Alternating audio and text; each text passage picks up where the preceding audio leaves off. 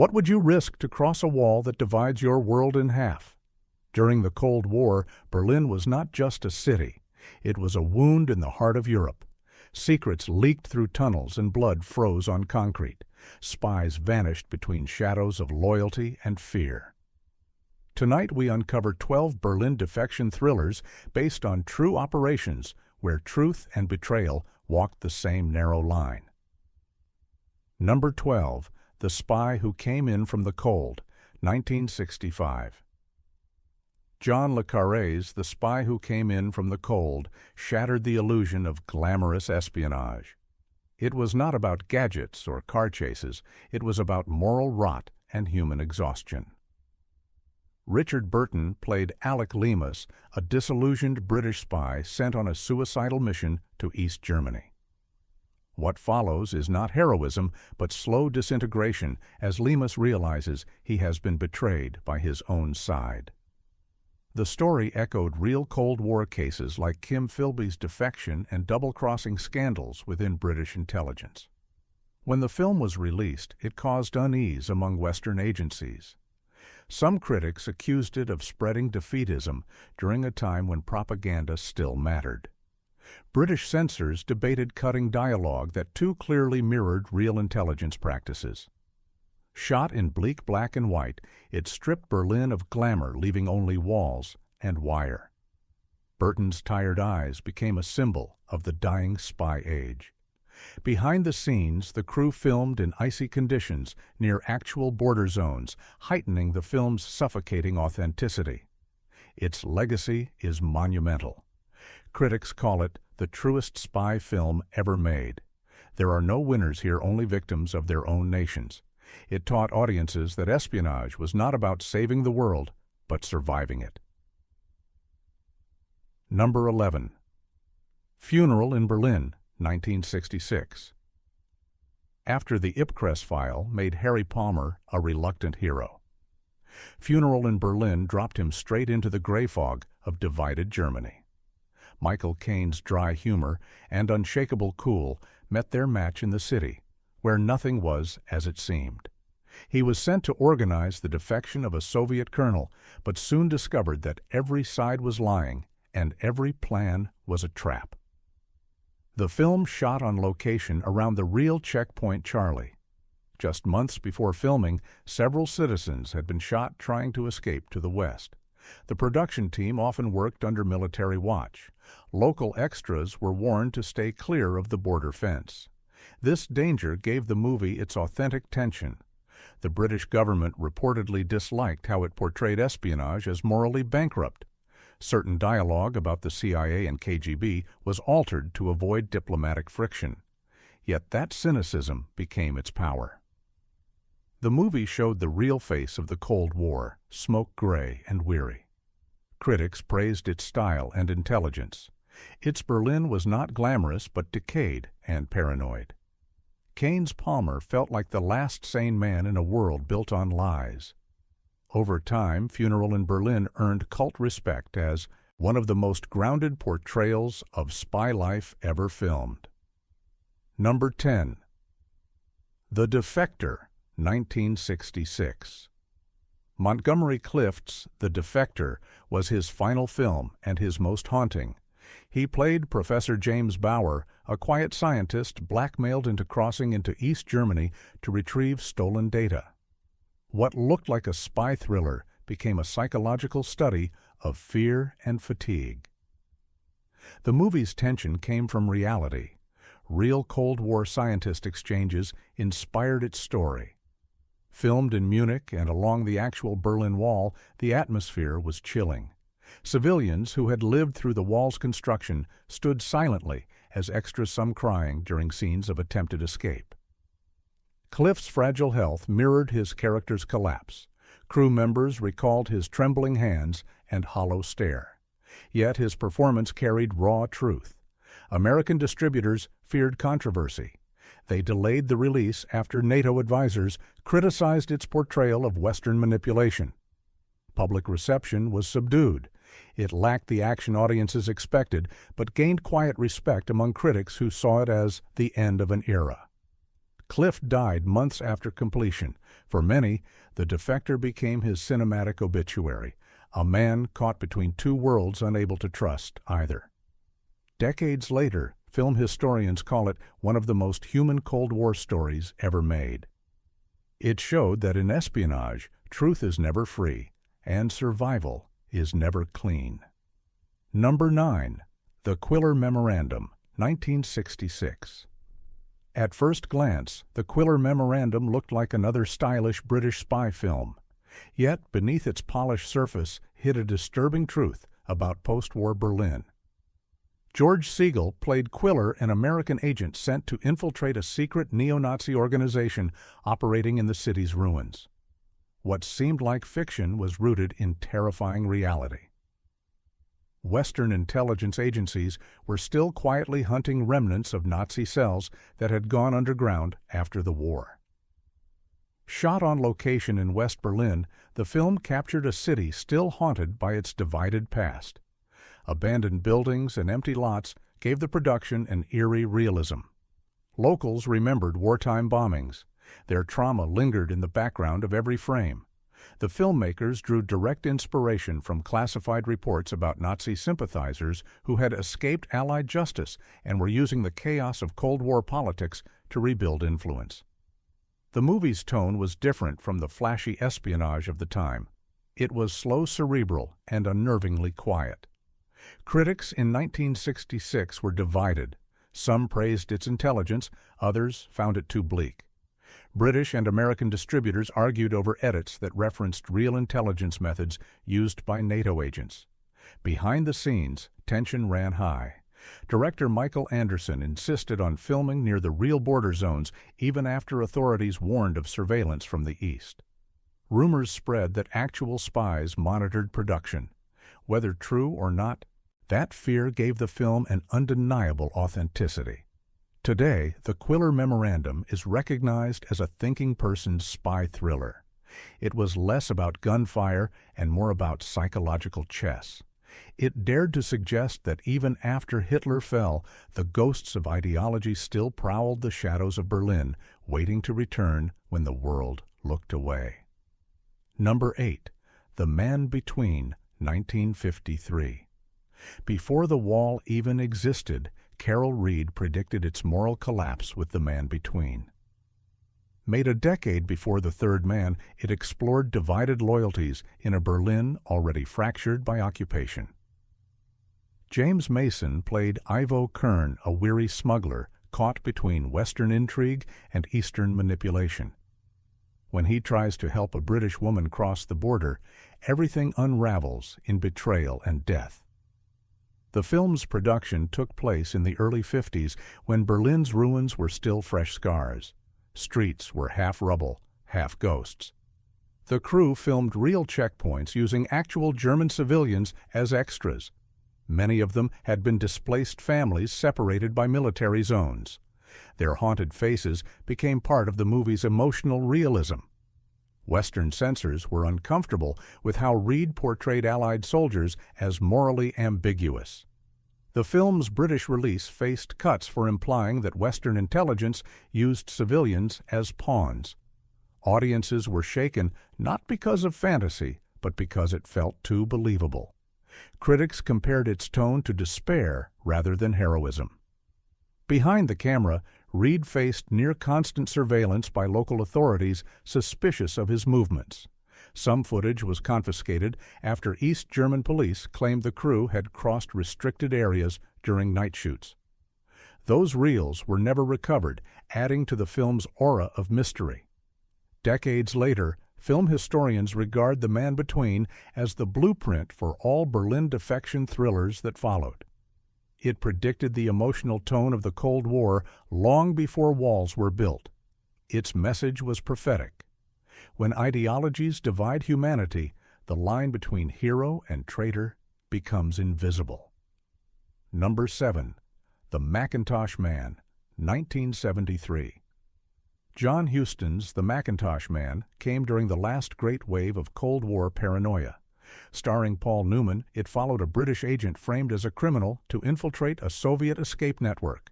What begins as a simple prison break turns into a deep conspiracy involving double agents and political betrayal reaching into Parliament itself. While the plot was fictional, it drew on real defection scandals from the late 60s, including compromised diplomats and leaks from within British intelligence. Huston's team studied declassified MI5 documents to shape the script. The result was a film that felt dangerously close to truth. Filming in West Berlin was tense. The crew's movements were restricted near the wall. Military patrols occasionally halted production, believing the actors were staging escape. Reenactments. At one point, Huston refused to stop filming during an unplanned helicopter flyover, claiming the real noise added authenticity. That scene stayed in the final cut. When released, The Mackintosh Man split critics. Some called it confusing, others called it courageous. The film's tone was cynical, showing espionage as self-devouring. Government advisors disliked how it implied British security agencies operated without moral oversight. In some countries, scenes referencing political corruption were censored. Over time, however, its reputation grew. Audiences came to see it as Huston's farewell to spy idealism. Its muted colors and subdued performances reflected a post-Vietnam world where every side looked dirty. Today, The Mackintosh Man stands as one of the last true Cold War thrillers that dared to say the game itself was rotten and that in Berlin, every victory came already poisoned by deceit. Number 6. The Looking-Glass War, 1969. The Looking-Glass War took audiences deep into the bureaucracy and futility of Cold War espionage. Based on another John le Carré novel, it told the story of a washed-up British intelligence department desperate to prove its relevance. They recruit a young, untrained agent to infiltrate East Germany and photograph missile sites. What begins as patriotic duty decays into bureaucratic tragedy. The agent is abandoned. The mission fails. No one cares. Filmed in both England and West Germany, the production mirrored its own story of isolation. Many exterior shots were done under tight security near real checkpoints where guards monitored the camera crew. Actors later recalled eerie silences between takes as soldiers across the border watched through binoculars. The tension on set became part of the film's atmosphere. Paranoid quiet and endless waiting. Censors were uncomfortable with how it portrayed British intelligence as incompetent. American distributors delayed the film's release, fearing audiences would see it as anti-Western propaganda during the height of the Vietnam era. Critics were divided. Some called it brave and unflinching.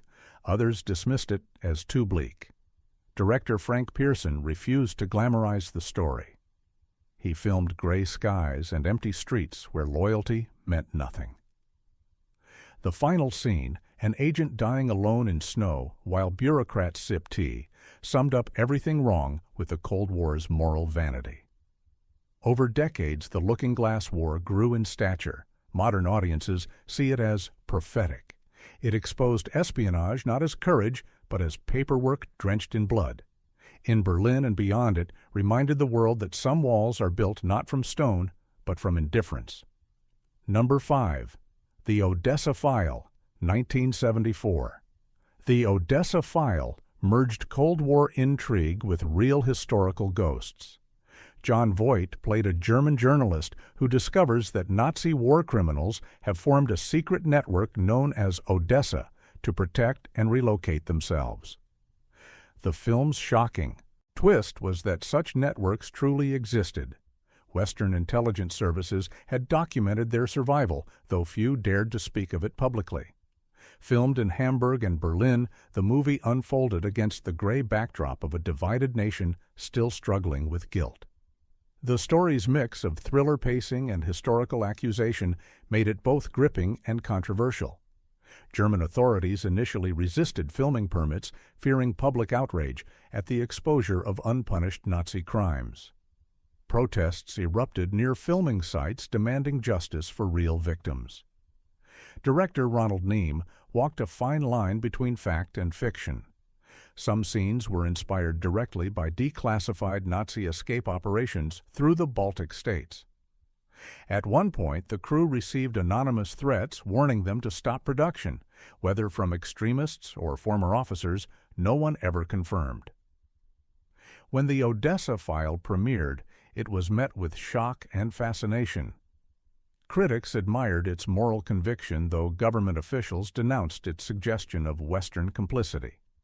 In several European countries, the movie faced temporary bans or censored scenes referencing real SS officers. Time has proven its courage.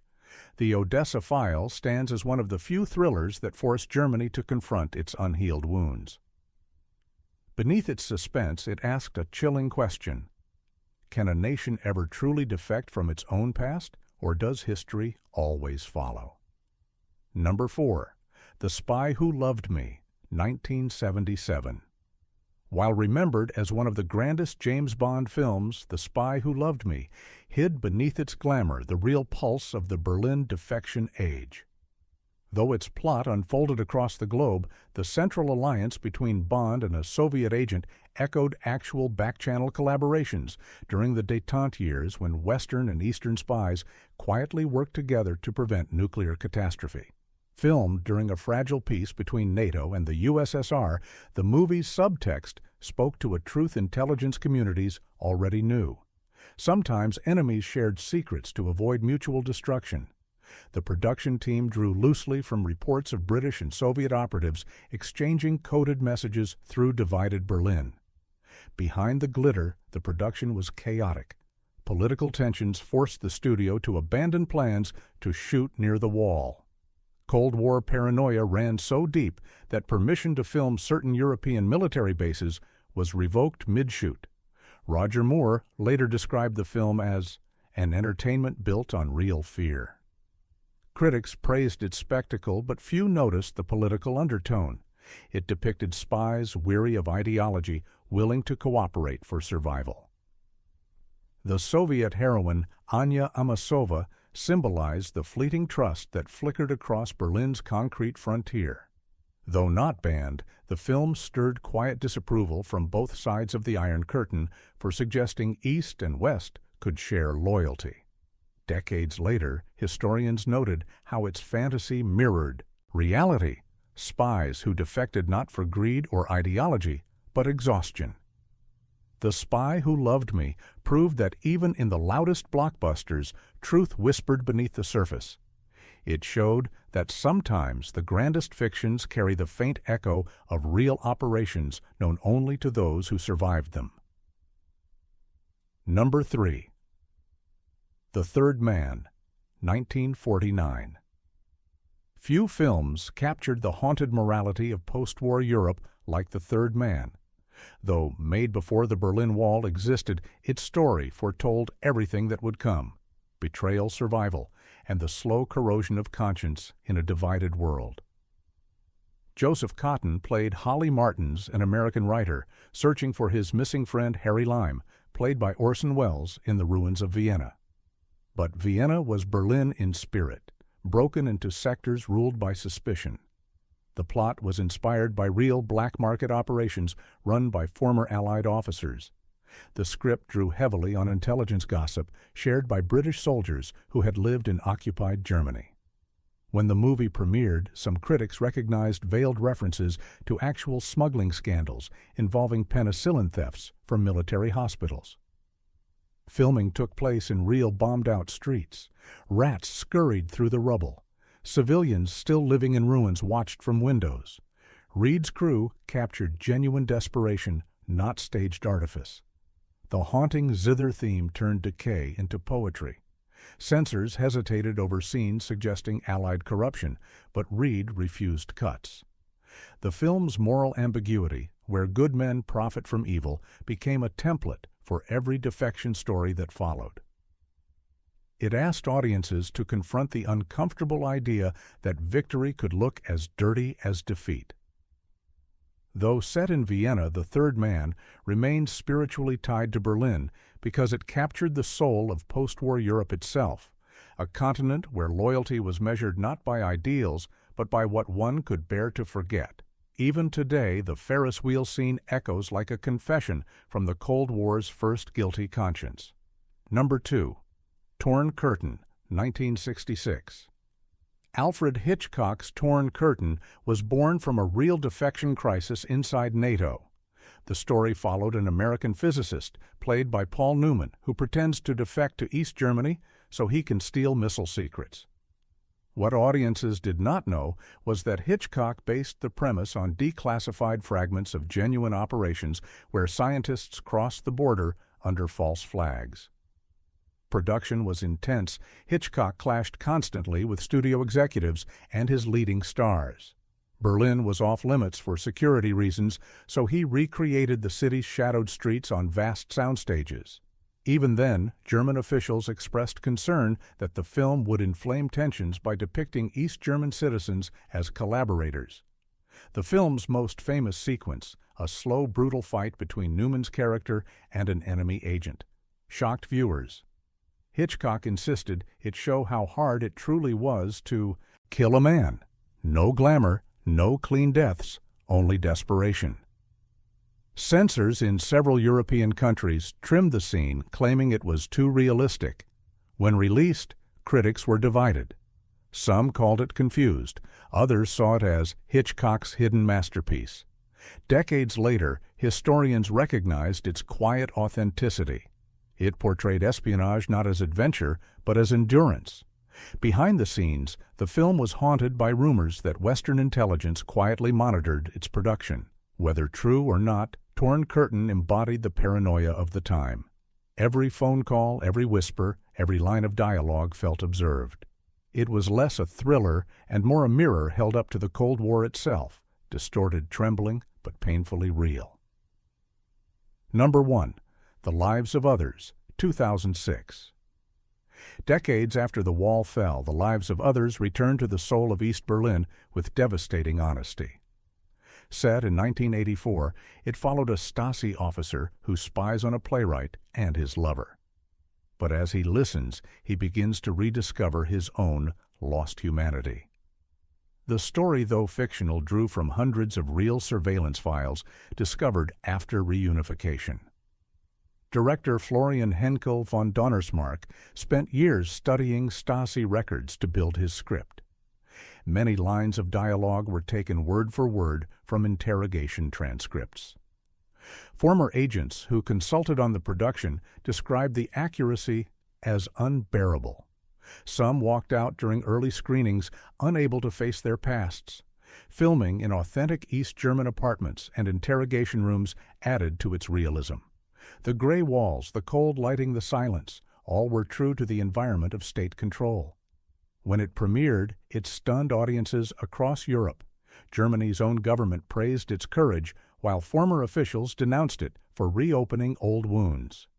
The movie won the Academy Award for Best Foreign Language Film, yet its real power was moral, not cinematic.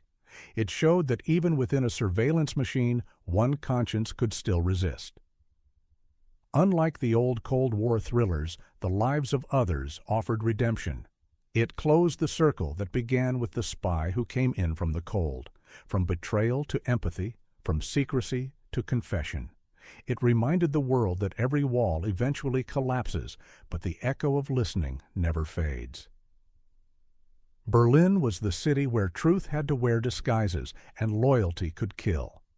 From gray ruins to digital archives, these films remind us that freedom often hides behind lies told for survival. Which of these Cold War stories struck you most deeply? Comment your thoughts, share your favorites, and subscribe for more hidden histories from the shadow world of cinema.